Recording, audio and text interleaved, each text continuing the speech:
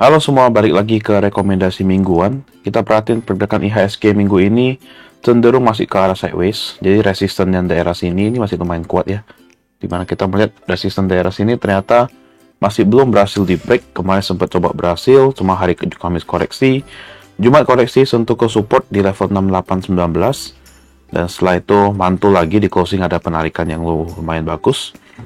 Kita lihat juga ya kemungkinan besar minggu depan ya IHSG masih bakal mencoba daerah sini yang kotak hijau ini, dan ada chance sebenarnya dalam waktu dekat IHSG bisa break untuk melanjutkan kenaikan ke daerah 7100. Oke. Nah, support tetap sama 6819 dengan support keduanya di level 6760. Nah, yang menarik adalah kita perhatiin data dari 1 bulan terakhir. Net foreign buy udah mulai masuk, udah mulai bagus di pasar regular 3,9 T.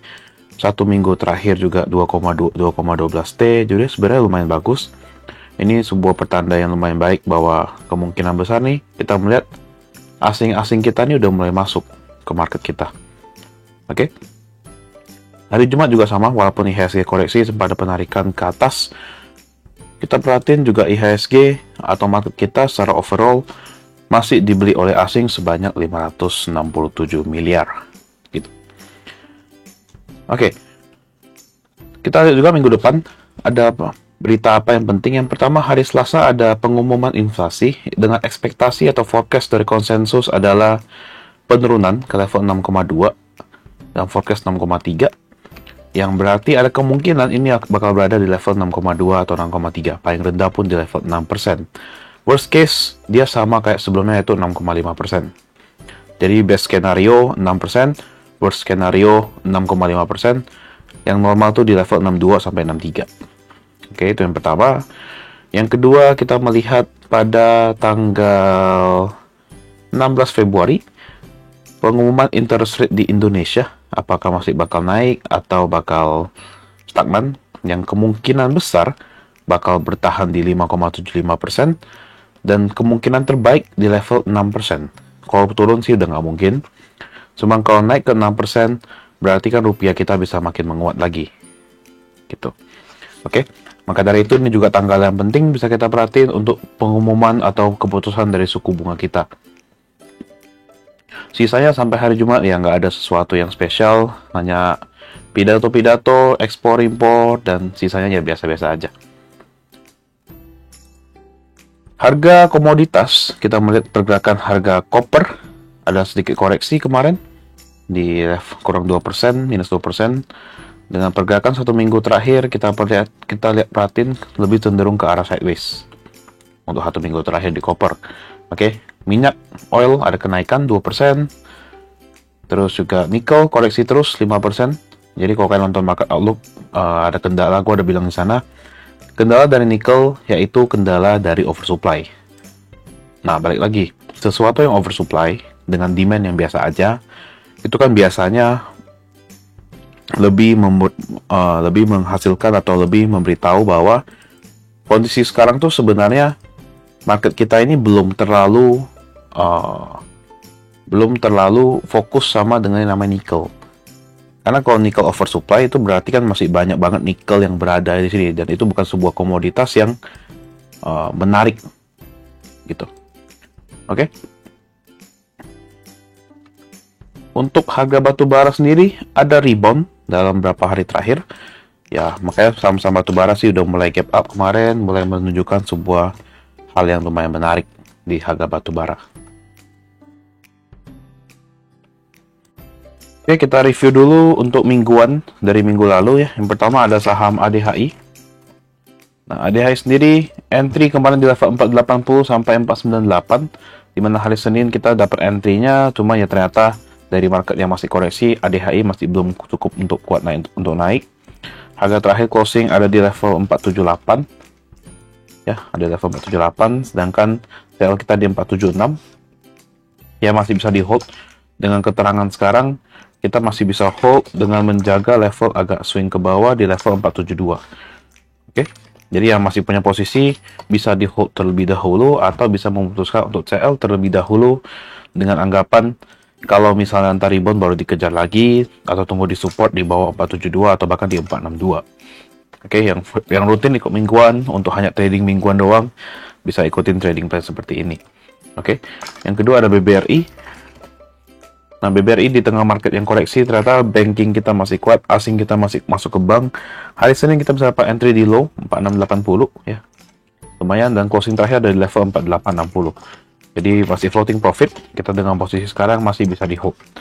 Yang ketiga ada Bukalapak ya. Bukalapak 296 sampai 304, CL di 292. Untuk posisi mingguan kita sarankan untuk CL terlebih dahulu, tapi dengan kondisi sekarang kita bisa melihat, perhatikan level di daerah MA20-nya ini 282. Jadi kita melihat 282 ini lumayan kuat karena hari Kamis juga rebound dari sini. Hari Jumat juga berhasil closing di atas ini, bisa dispekulasi untuk mengambil sebuah posisi baru dengan batas CL di bawah garis ekor di sini 276. Tapi untuk mingguan ya kita sarankan CL terlebih dahulu. Yang keempat ada MTEK. Nah, MTEK sendiri kemarin sudah break ya, break resist, tapi ternyata masih belum kuat dan juga terjadi false break. Ini Kamis koreksi. Jumat dia mantul dari supportnya yaitu 1060. Jadi untuk posisi sekarang MTEK sarannya adalah dihindari terlebih dahulu. Dengan posisi sekarang kita bisa CL terlebih dahulu karena ada koreksi yang lumayan dalam pada hari Kamis. Yang terakhir ada Pakuwon ya. Pakuwon sendiri Senin mulai gerak, Selasa juga dapat, Rabu. Nah, ternyata ada mentok di resisten daerah sini Pakuwon. Nah, kita melihat Pakuwon ada resist 476 yang ternyata belum berhasil di break, terus koreksi, dan ini koreksi wajar. Tapi so far untuk posisi sekarang kita bisa menjaga di level 462. Oke. Jadi ini MTEK CL, Pakuwon kita hold 466, jaga di level 462 untuk sekarang ya. Ya, so overall minggu lalu ya lumayan kurang bagus, kita perhatiin beberapa loss, ada yang masih floating profit, masih ada yang bisa di hold. Cuma Bukalapak sama MTEK ini kan kita loss. Dikarenakan juga memang perusahaan-perusahaan tech pada koreksi rata-rata. Goto juga kita lihat ARB 2 hari gitu. Ya kan? Nah, apakah Goto menarik?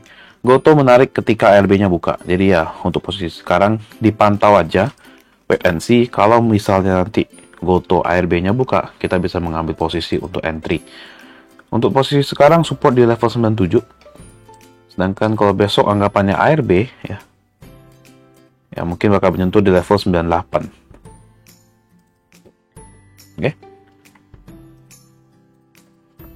Oke, untuk minggu depan ada 5 saham lagi. Yang pertama kita perhatiin saham di bagian transportasi yaitu ASA. Nah, sektor transportasi mulai menarik. Kita perhatiin ASA mempunyai support di level 485 di mana lumayan kuat. MA20 juga kuat, kemarin mantul di sini ya, mantul di MA20. Kalau kita mengambil posisi sekarang, kita bisa mengambil entry di level 845 ASA.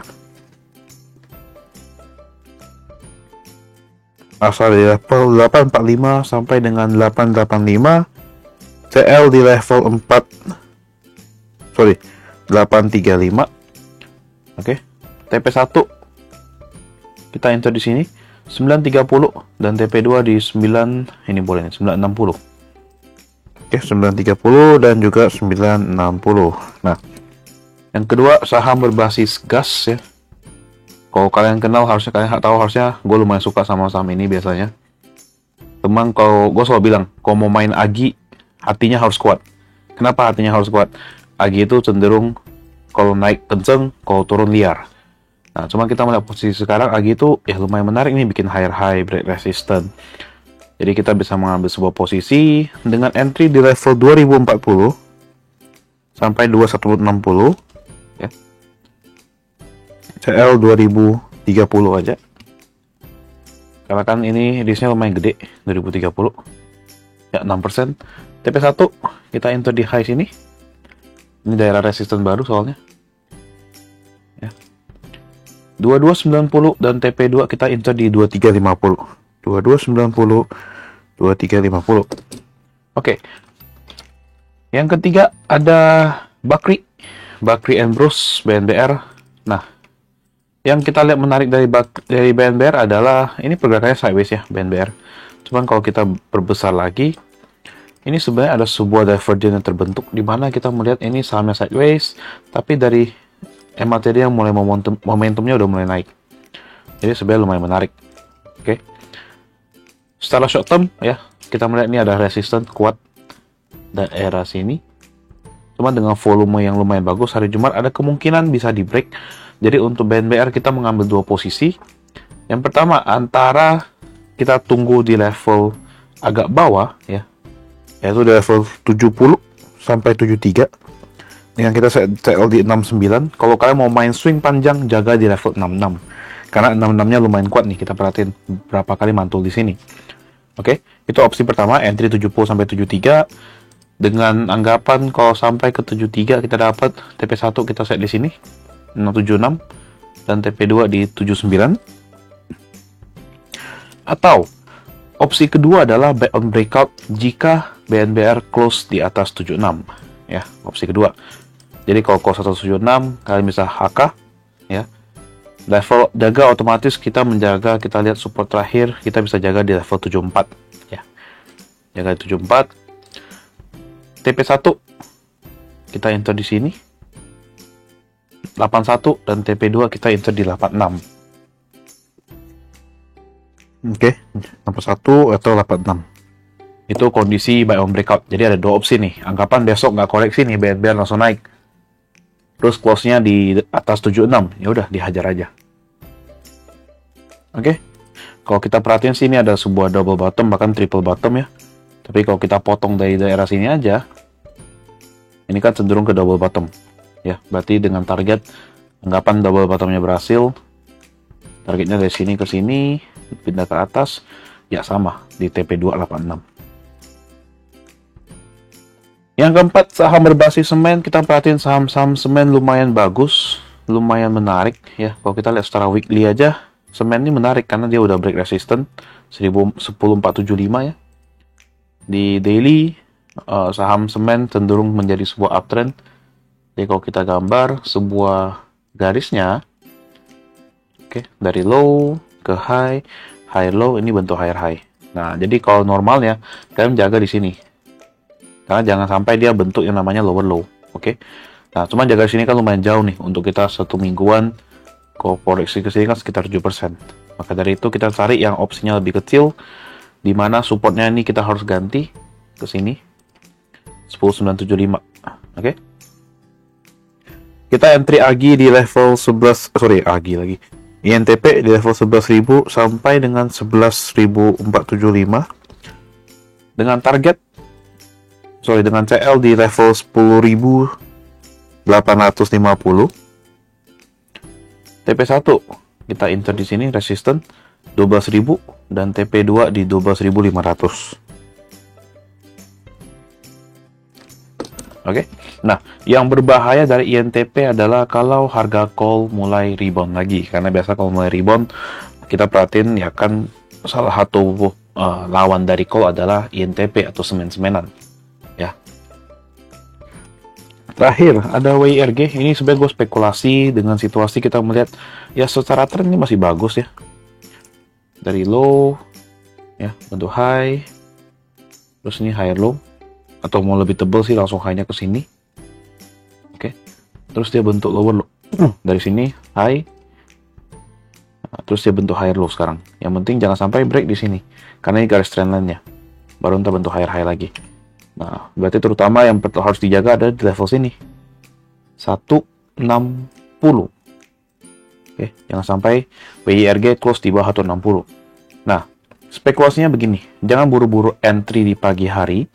Ya, kalau mau entry di pagi hari pun kalian insert di dekat ARB. Berarti kalau misalnya dihitung sekarang dari sini 163, ARB-nya bakal berada di level sekitar 152 atau 153. Ya, 152. Oh, nggak usah. 153 ARB. Nah, jadi kalau mau entry pun, entry pertama kalian set antara di level 153 sampai 155. Ya, CL-nya di ARB. Dengan TP1-nya kita enter di 163, TP2-nya di 175. Oke? Atau opsi kedua, kalau kalian mau sabar, kalian tunggu closing, lihat closingnya hasilnya di mana. Kalau close-nya di atas 160, hajar. Oke, yang penting kita membuktikan bahwa support 160 ini kuat. Kalau berhasil, ya kita hajar. Ya. Kalau anggapan begitu, posting dari 160, enter TP1 sama, ya. Kita jadikan 173 sebagai TP1, terus kita jadikan 179 sebagai TP2. 173 atau 179. Oke. So, gitu aja buat minggu depan. Ya, semoga saham-saham ini bisa memberikan cuan. Kita berharap market bisa naik lagi dengan situasi ya asingnya mulai bagus. Oke. Dan terakhir untuk saham Temas ya. Tapi cuannya bagi yang masih hold, target utama gua ada di level 3000. Oke, gitu aja untuk minggu ini. Terima kasih.